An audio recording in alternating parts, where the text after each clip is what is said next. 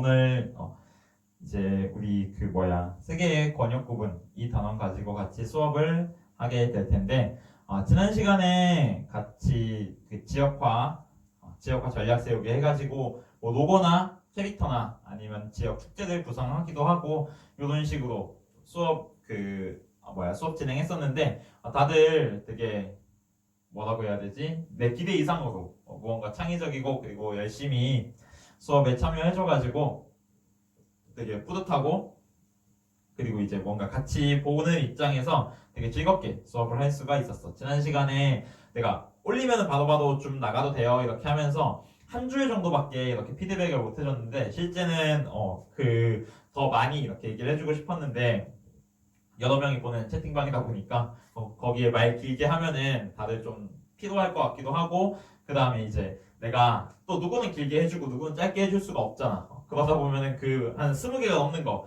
그걸 다 일일이 길게 쓰다 보면은 혹시 이제 내 엄지가 나가버릴 수도 있으니까 그래서 짧게밖에 이렇게 얘기를 못 해준 게 그게 조금 아쉽긴 한데 어쨌든 그래도 너무 이제 활동 잘 참여해줘서 고마웠고 좋았습니다. 지금 약간 내가 피곤해 보인다거나 아니면 텐션이 떨어져 보인다 라고 생각을 하면은 그거는 정확합니다. 방금 원래 수업을 다 녹화를 하고서 지금 이제 핸드폰을 녹화 완료 버튼을 누르러 갔는데 그 사이에 내가 수업을 하는 사이에 비행기 모드를 안 켜놔가지고 중간에 전화가 왔던 거야. 전화가 오면서 이제 녹화가 중지돼서 몇 분이지? 1분 30초 만인가? 나는 이제 아무것도 녹화되지 않은 상태의 휴대폰을 보면서 열심히 수업을 하고 있었던 거지. 그래가지고 지금 굉장히 허탈하고 뭔가 다 날아가 버렸으니까 처음부터 다시 해야 된다는 심정이어서 처음부터 다시 해야 되는 상황이어서 굉장히 이제 참담한 심정인데 뭐 어쩌겠어. 다시 해야지. 비행기 모드 안 킨 내가 잘못이지. 다만 이제 선거 전화인 것 같아. 그래가지고 약간 빡치긴 하는데 어쩌겠어. 다시 해야지. 다시 하겠습니다. 그래서 지난 시간에 우리 지역화 전략 세우기 하면서 그때 배웠던 내용들 다시 한번 확인하면서 이번 시간 배울 내용으로 넘어가도록 하겠습니다. 자, 먼저 지역 브랜드에 대해서 지난 시간에 같이 기획을 하고 실제 만들어 보기도 했는데 지역 브랜드가 뭐였지? 라고 한다면은 무언가 그 지역이나 아니면 그 지역의 어떤 상품 이거를 대표할 수 있는 뭐 이미지 아니면 로고 아니면 그 지역의 그냥 그 이름 그 자체 이런 것들을 우리가 지역 브랜드라고 한다고 했었습니다. 그리고 이제 두 번째로 지리적 표시제 이게 뭐냐라고 이제 생각을 해보면은 지리적 표시제라고 하는 거는 그 지역의 특성 아니면 그 지역의 어떤 특산품 이런 것들에 대해서 그게 그 지역의 어떤 특징이라든지 아니면 고유성, 독창성 이런 것들을 인정을 받아서 그 지역의 이름을 마치 하나의 브랜드처럼 그래서 뭐 보성녹차, 벌교꼬막 이런 이야기도 했었지. 그래서 이제 그 지역의 이름을 마치 하나의 다른 지역 사람들은 쓸 수 없는 고유한 그런 이름으로 쓸 수 있는 것을 지리적 표시제라고 했었고 그래서 우리나라에서도 여러 가지 지리적 표시제가 있고 세계적으로 봐도 각 지역별로 자기 지역에서 유명한 상품들을 지리적 표시제에 등록을 하게 되면은 그 지역의 이름이 보호받게 되는 거지. 다른 지역에서 생산하는 물건들은 그 이름을 쓸 수 없기 때문에 그래서 이제 그 지역의 상품의 독창성을 인정받고 아니면 뭐 이제 그 지역의 상품을 보호를 할 수 있는 이런 거를 지리적 표시제라고 한다 했었습니다. 그럼 이제 오늘은 어떤 거에 대해서 얘기를 할 거냐? 교과서 22페이지 한번 가볼게. 교과서 22페이지. 책을 거꾸로 넘기는 것 같다면은 역시 이것도 사실입니다. 왜냐면 했던 얘기를 또 해야 되니까. 오늘은 세계의 권역 구분에 대해서 같이 이야기를 해보도록 하겠습니다. 그래서 요거는 그렇게 길지 않게 지난 시간에도 계속 안 길어 하면서 그때 한 25분 정도 됐던 것 같은데 요거는 그것보다 조금 더 짧게 이렇게 끝내줄 테니까 중간에 뭐 좀 해달라고 하는 게 있을 거야. 그거 할 때는 다 이제 가슴에 손을 얹고 양심껏 잠깐 일시정지 누르고 활동해주고 이어서 수업을 들어주면은 더욱 고맙겠습니다. 일단은 22페이지 같이 볼게. 혹시 교과서가 없을까봐 화면에도 같은 지도를 띄워 놓았습니다. 이 지도는 어디 지도냐? 터키 지도야, 터키 지도. 터키라고 하는 나라가 어디에 위치하나 봤더니 보니까 이제 바다에도 좀 둘러싸여 있네. 흑해, 에게해, 지중해. 그리고 이제 대륙에도 둘러싸여 있네. 루마니아, 불가리아, 그리스, 그리고 이제 러시아, 이란, 이라크, 시리아 이런 나라들과 국경을 마주를 하고 있는데 보게 되면은 지도상에선 잘 안 나타나지만 요렇게 이 사이로 물이 흐르거든. 그래서 터키 대륙은 크게 요렇게 한 덩이 그리고 나머지 이렇게 크게 한 덩이로 구분이 되어 있구나. 이렇게 좀 생각을 해주면 돼. 그런데 그냥 그렇구나 라고 끝날 문제가 아닌 게 이 두 개의 덩어리가 속해 있는 대륙이 이제 일반적으로 우리가 부르는 이름이 좀 다른 거지. 이쪽은 유럽이고 이쪽은 아시아야. 자, 그럼 여기서 우리는 어떤 궁금증, 어떤 의문 아니면 뭐 어떤 그 문제가 생기느냐. 교과서에도 나와 있어. 터키는 그러면은 아시아야? 유럽이야? 여기는 아시아고 여기는 유럽이야. 아, 그렇구나. 그래서 터키는 아시아야, 유럽이야? 라고 하는 질문은 지금 우리만 하고 있는 게 아니라 되게 많은 분야에서 그 사람들이 터키를 아시아에 넣어야 될까, 유럽에 넣어야 될까 하면서 고민을 많이 했던 부분이야. 자, 그러면은 터키는 아시아일까, 유럽일까? 다시 한번 물어보면 정답은 없다. 어떤 부분 그리고 어떤 기준에 의해서는 터키는 아시아에 속하고 또 어떤 부분 어떤 기준에 의해서는 터키는 유럽에 속한다. 이게 지금 가장 정확한 정답일 거야. 자, 그러면은 그 어떤 기준들에는 어떤 것들이 있느냐. 예를 들어서 터키는 이제 터키에서 주로 믿는 종교가 이슬람이래. 이슬람이라고 보게 되면은 봐봐, 시리아, 이라크, 이란 이런 나라들 전부 다 이슬람 믿는 국가지. 그래서 종교적으로 보면은 터키는 아시아에 속하네 이렇게 이야기를 할 수가 있어. 반면에 이제 어떤 터키의 역사적인 측면이나 이런 쪽을 보게 되면은 터키는 계속 유럽 지역과 주로 교류를 하는 편이었거든.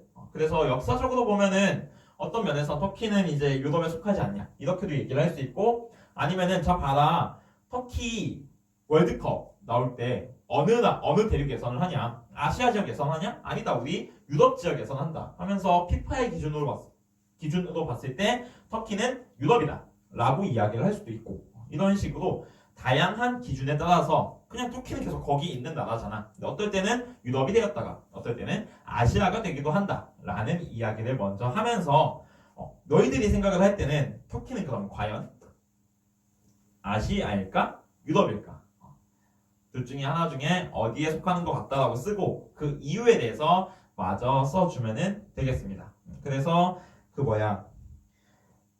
교과서 22페이지에 있는 질문 1과 질문 2를 지금부터 해결을 해주면 되겠습니다. 얘기했듯이 일시정지하고서 문제 해결하고 다시 수업 들어주면 너무 좋을 것 같아. 그래 줄 거지?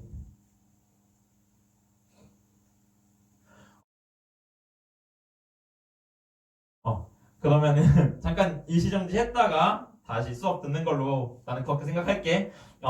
지금까지 과제 해결하느라고 고생 많았고 이 부분에 대해서는 우리 나중에 등교 수업하면서 각자 한번 이야기를 들어보도록 하겠습니다. 그때 빈칸 안 채워져 있으면은 일시정지 안 한 걸로 강조할 테니까 꼭 빈칸 채워서 학교 올 수 있도록 해주고 자, 그러면 이제 지금 왜 터키가 아시아에 속할까 유럽에 속할까 이런 이야기를 했냐면은 오늘 배울 내용이 권역과 관련된 내용이기 때문입니다. 자, 그럼 권역이 뭐냐?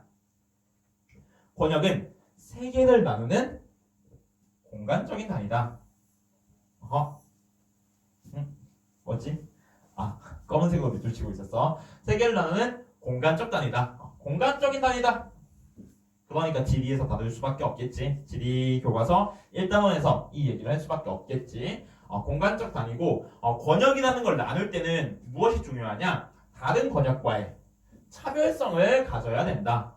A 권역과 B 권역, C 권역, D 권역이 있을 때 각각의 권역은 다른 권역과 다른 특징, 차별적인 특징을 가지고 있어야 된다. 예를 들어서 종교라는 기준으로 나눈다면은 여기는 크리스트교 권역, 불교 권역, 힌두교 권역, 이슬람교 권역 이런 식으로 나눈다고 했을 때 각각의 지역은 그러니까 우리는 크리스트교를 믿는 지역이야. 우리는 이슬람을 믿는 지역이야. 우리는 힌두교를 믿는 지역이야. 이런 식으로 각각의 권역과의 차별성을 가지고 있어야 된다. 그런데 그럼 이런 권역으로 딱 구분을 하면 이건 절대적이냐? 아니다. 시대에 따라 달라질 수 있다. 세계관, 그걸 나누는 사람의 생각에 따라서 아니면 그 권역을 나누던 그 시대를 지배하고 있는 생각들에 따라서 그리고 목적에 따라서 다양하게 나타날 수가 있다. 그래서 한 시대에서 권역을 나누더라도 아까 봤던 그 터키, 이스탄불, 터키 이스탄불이래. 터키의 사례처럼 우리가 지금 같은 시대에서 같은 기준으로 나눠도 어떨 땐 유럽이고 어떨 땐 아시아잖아. 그래서 하나의 시대에도 목적이 달라지면은 권역은 다양하게 나타날 수 있고 서로 다른 시대에서는 더욱더 당연하게 그때 조선시대 때 세계를 보는 관점과 지금 세계를 보는 관점은 당연히 다르겠지. 그래서 시대에 따라서도 다르게 나타날 수가 있다. 어쨌든 권역이라고 하는 거는 무언가 딱 고정이 되어 있고 바뀔 수 없는 것이 아니라 다양한 성격을 가지고 다양하게 분류를 할 수 있다. 고정된 것이 아니다. 라는 것 정도까지 생각을 해주면 되겠습니다. 자, 그러면 이제 권역을 구분하는 지표. 권역을 뭘로 구분할래? 라고 물어본다면은 교과서 23페이지 오른쪽 맨 위에 박스 4개 있을 거야. 그걸로 대답을 해주죠. 자연적 요소, 문화적 요소, 역사적 요소, 기능적 요소 이런 것들로 권역을 구분할 수 있다고 합니다. 그래서 이제 그러면 이렇게 구분을 하면은 어떻게 구분을 하는 건데? 라고 물어봤을 때 교과서 23페이지 그 박스 밑에 2개의 지도를 보게 되면은 첫 번째가 이제 자연적 요소를 가지고서 나눈 거지. 약간 요런 느낌이야. 요거나 이제 교과서의 그림이나 거의 똑같은 건데 기후 세계의 기후를 크게 5가지로 나누면 열대, 온대, 건조, 냉대, 한대 이렇게 5개가 있거든. 그거에 따라서 이렇게 세계의 여러 지역을 나눈 거야. 이런 식으로 자연적 요소에 따라서 나눌 수도 있고 아니면 이제 그 밑에는 문화적 요소지. 그래서 전통 가옥의 건축 재료. 지금이야 집을 지을 때 그냥 나는 뭐 대리석으로 지을 거야, 흙으로 지을 거야, 나무로 지을 거야. 그래 그렇게 지으렴. 돈만 있으면 이렇게 할 수 있지만 전통적으로 과거에는 그런 내 집 주변에 있는 내가 사는 곳 주변에 있는 재료를 활용을 해야지. 나는 대리석으로 집을 짓고 싶어. 그러면 이제 우리 집에서 대리석 나는 데까지 500km 떨어져 있는 거야. 그럼 그 500km 떨어져 있는 데서 대리석을 어떻게 가져올 거야? 불가능했겠지. 그래서 이런 그 집을 짓는 데 쓰는 재료도 하나의 문화적 요소가 돼서 권역을 나누는 기준이 될 수 있었다고 합니다. 아니면은 이 두 지도를 합치려고 마음을 먹었으나 나의 역량은 나의 능력은 거기까지 되지 않는 것을 깨닫고 그냥 2개를 각각 갖다 놨어. 이 지도는 뭐냐면은 식량작물 아니면 이제 뭐 주식작물 이렇게도 부를 수 있을 텐데 쌀을 주로 먹고 생산하는 지역이야. 이쪽에 많이 점이 찍혀 있지. 얘네는 밀이야. 밀을 주로 먹고 생산하는 지역. 여기 이쪽에 이제 많이 분포하고 있는 것을 볼 수가 있어. 그러면 이제 먹는 거, 주식 이런 것도 하나의 문화적 요소라고 할 수 있겠지. 그래서 주식 작물에 따라서도 권역을 구분할 수가 있을 거야. 뭐 쌀밀 말고도 이제 뭐 옥수수 먹는 지역 있을 테고, 뭐 옥수수 먹는 지역 하면은 이쪽 남아메리카 지역에서 조금 더 색깔이 많이 나오거나 아프리카 지역에서 색깔이 많이 나올 것 같아. 아니면 이제 뭐 카사바 이런 거 먹는 지역, 이런 것들도 하나의 권역 구분의 기준이 될 수 있겠다. 너 뭐 먹니? 너희의 주식 작물이 뭐니? 이것도 하나의 권역 구분의 지표가 될 수 있다는 것까지 이제 이야기를 좀 해보고 이 정도 얘기하면은 그 23페이지 권역 구분의 지표 그리고 구분 사례 요 4개까지 같이 잘 해봤구나 라고 할 수 있을 것 같고 교과서 한 페이지 넘어갈게. 24페이지야. 그러면은 권역은 완벽해? 권역 구분하면 좋아? 맨날 좋아? 다 좋아? 라고 물어보면은 아니다. 권역 구분에 한계도 있다. 어떤 내용들이 있을까? 보게 되면은 첫 번째, 실제 우리가 그냥 지도에다 대놓고 선을 긋는 것보다 실제 그 지역을 가보면은 거기엔 진짜 사람들이 살고 있잖아. 그런 사람들이 살고 있는 데에서는 매우 복잡한 특징이 나타난다. 딱딱 나눌 수가 없다는 거지. 그래서 이것과 관련해서 정확한 경계를 긋는 거는 불가능하다. 그건 정확한 경계라는 거는 애초에 존재할 수가 없다 라고 이렇게 생각을 해주면 되고 그 다음에 이제 이렇게 A 권역이 있고 B 권역이 있어. 그러면은 이 사이에 요 정도 지역에서는 사람마다 어떤 기준 아니면 어떤 조사를 하느냐에 따라서 애매하게 저기는 A 같기도 하고 B 같기도 하고 B인데 A 같고 A인데 B 같은 이런 특징들이 나타날 거거든. 그래서 두 권역의 특징이 모두 나타나는 지역이 발생한다. 이것도 역시 이제 어떤 권역 구분의 한계일 거야. 딱 나뉘어진 다음에 그럼 여기까지는 A가 나타나야 되고 여기부터는 B가 나타나야 되는 거 아니야? 응, 아니야. 이렇게 되는 거지. 그러면 이렇게 두 권역의 특징이 모두 나타나는 지역 여기를 우리는 뭐라고 부르냐? 이 지역 우리는 이런 지역을 점이지대라고 부릅니다. 그래서 점이지역, 점이지대 설명할 때 보통 많이 이야기를 했던 게 그 방언, 사투리 관련해가지고 우리가 살고 있는 뭐 옥천도 사실 그렇지. 옥천은 충청도에 속하기 때문에 충청도 사투리가 강하게 나타날 거야. 이렇게 생각을 할 수도 있는데 실제 옥천 사람들이랑 얘기를 해보면은 별로 그렇게 전형적으로 알려져 있는 충청도 사투리랑은 별로 이제 비슷하지 않은 그런 말을 하는 걸 볼 수가 있고 그 다음에 이제 뭐 경상도와 전라도의 경계라든지 충청도와 전라도의 경계, 충청도와 경상도의 경계 이런 데 가보게 되면은 거기에서는 이게 어느 말이야? 라고 할 만큼 되게 섞여 있고 묘하고 구분짓기 어려운 그런 사투리들이 이제 발견되는 것을 볼 수가 있어. 그런 것을 우리가 점이지대라고 한다고 합니다. 그래서 이런 것들을 통해서 권역 구분은 완벽하지 않구나 그리고 한계점이 있구나 라는 이야기를 좀 해볼 수가 있고 그리고 또 아까 터키의 사례를 다시 한번 떠올려 보면은 또 어떤 지역은 이런 구분 기준에 의해서는 여기에 속하는데 이런 구분 기준에서는 저기에 속하는 그래서 지표에 따라서 다양하게 속하는 지역들이 있다는 점도 한번 같이 이야기를 해보겠습니다. 그래서 이 지도는 아메리카 대륙, 북아메리카와 남아메리카 혹은 앵글로 아메리카와 라틴 아메리카를 합친 아메리카 대륙 백지도고 이 지역을 크게 두 가지 기준으로 같이 나누어 볼 수가 있어.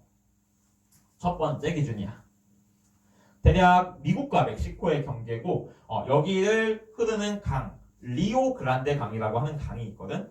이 강을 경계로 아메리카를 둘로 나눕니다. 이 둘은 각각 위쪽은 앵글로 아메리카, 아래쪽은 라틴 아메리카로 나뉘게 되고 이 구분은 문화적인 구분이라고 좀 생각을 해주면 될 것 같아. 위쪽 지역은 영국의 식민지 지배를 받았고 영어를 사용하고 앵글로 섹슨족이 주로 거주를 하고 있어. 그리고 이제 아랫지역 같은 경우는 주로 스페인과 포르투갈의 식민지 지배를 받았고 스페인어를 주로 사용하고 히스패닉, 라틴족이 주로 거주를 하고 있어. 그래가지고 이제 요선의 경계도 문화적으로 이쪽은 무언가 영국스러운 개신교 아까 얘기했던 앵글로색슨족 그 다음에 영어 이런 느낌이 나타나고 요 밑에는 스페인, 포르투갈, 스페인어 아니면 뭐 히스패닉, 가톨릭교 이런 느낌이 나타나는 문화적으로는 이렇게 둘로 나눌 수가 있고 반면에 이렇게 뭔가 그 덩어리를 봤을 때는 이것보다는 이렇게 한 덩어리, 이렇게 한 덩어리 나누는 게 좀 더 자연스러워 보이지. 그래서 뭔가 지리적, 지형적인 경계로 이제 나누게 되면은 위쪽을 북아메리카, 아래쪽을 남아메리카라고 구분을 할 수도 있습니다. 자 그럼 그렇게 이렇게 둘로 나누게 되면은 어디니? 여기 멕시코와 섬나라들, 카리브해 연안 국가라고 부르는데 이쪽 지역들은 어때? 어떨 때에는 라틴 아메리카, 남쪽이랑 묶였다가 어떨 때는 북아메리카, 북쪽이랑 묶였다가 이렇게 두 가지 그 카테고리에 전부 다 포함되는 경우가 생긴다라는 것까지 해가지고 지표에 따라서 다양한 영역에 속하는 경우까지 같이 이야기를 해보았습니다. 그래서 앞서 예고했던 바와 같이 이 단어는 그렇게 길지 않게 잘 끝낼 수가 있었고 우리 다음 시간에는 서양과 동양의 고지도, 옛날 지도에 대해서 배우고 이 지도를 왜 그렸고 이 지도에는 어떤 생각들이 들어있는지 이런 것들에 대해서 좀 같이 알아보도록 하겠습니다. 그래서 이제 이런 어차피 다음 시간에 할 거야. 프톨레마이오스의 세계지도, 호니엘 강리 역대국도 지도 이런 이제 과거의 지도들에 대해서 같이 이야기를 해보도록 하겠습니다. 이제 3년째거든? 3년째 이렇게 온라인 클래스 수업 업로드 하는데 이건 3년 해도 적응이 안 되는 것 같아. 여전히 빈 교실에서 수업하는 거 좀 힘들고 앞에서 좀 너희들이 있으면서 같이 리액션하고 수업을 해야지 훨씬 더 재밌고 힘도 안 들고 그렇게 수업을 할 수 있는 것 같거든. 그래서 제발 부디 다음 시간에는 같이 만나가지고 수업을 할 수 있으면은 좋겠어. 오늘 수업 듣느라고 고생 많았고 다음 시간에는 꼭 교실에 앉아서 볼 수 있었으면 좋겠습니다. 고생하셨습니다.